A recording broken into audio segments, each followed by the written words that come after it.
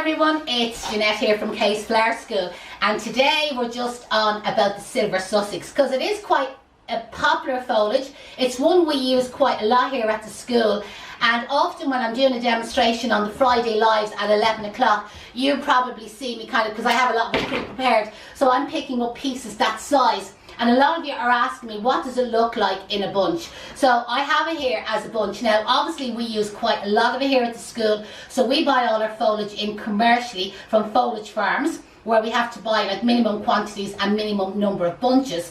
But listen, this is something that's really easy to grow. Deirdre has it growing in her own garden. Now, we haven't been able to really cut lots off it. This summer we got a little bit off it. Next summer I'm planning on selling it next year. Next summer we'll be flying with it, we will. But we bought it from a garden centre. So if there is any garden centres watching and you're selling the silver Sussex plants, maybe put the link up for your garden centre, contact details, email, phone number, etc., and then people could contact you. Or again, anybody that's watching, if you do know a garden centre beside you that you know has a silver Sussex for sale, please tag them, put the @ sign and then write the name of the garden centre or copy their link and post it in the comments below. I'd really, really appreciate it. If you go over to our website, flowerschoolisland.com, and click on the blog button, B-L-O-G, I do have like top tips for growing silver Sussex at home. So that'll kind of give you a few tips on the type of soil, the type of area, when you should cut it and so on. I'm going to leave all that to the horticulturist expert, which is not really something I would be very well up on. As I said, I take the lazy way out of it and I buy it in myself. So when you cut it from your tree, or if you buy it in, the best thing to do, I've just cut the elastic bands off of there, is clean the ends of the stems. Now you will find it's kind of tough to kind of pull off, but clean off your stems there that's going to be underneath the water line. Because what will happen is any leaves there that's on the end of the stem, that's down below the water, that's going to make the water go smelly. Basically, bacteria starts to grow, the water goes smelly, and sure what happens is your greenery is drinking dirty, smelly, full of bacteria water, and it's not going to last as long. So with foliage, I would change the water a lot more than I would with flowers.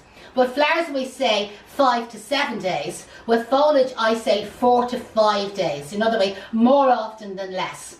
Bleach the buckets. Again, foliage loves like taint of bleach in the water.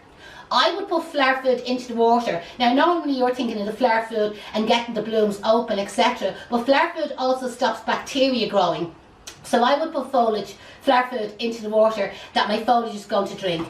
Cut like, half an inch or so off the ends on a 45-degree angle. Clean off any of the little side shoots and place that down in water. But store it outside. Don't store it in your shop. Like put it in the backyard of your shop. Or even in your house. Don't store it in your kitchen. Obviously if it's in a display that's different. But if you're buying in the foliage and maybe for an occasion like a wedding, Valentine's Day, Christmas, Mother's Day, birthdays, occasions, etc. and you're buying it in and you want to store it, put the bucket of water outside, front garden, back garden, even the balcony on an apartment block, whatever you want. Keep it outside, change the water every 4 to 5 days, add a sachet of flower food, make sure there's no leaves floating in the water, bleach the bucket each time that you change the water, and I'm guaranteeing that this foliage will last at least 3 to 4 weeks. And what you'll find after about 4 weeks, it actually starts to dry out. So silver Sussex doesn't die as such, as in, kind of goes over. It dries out.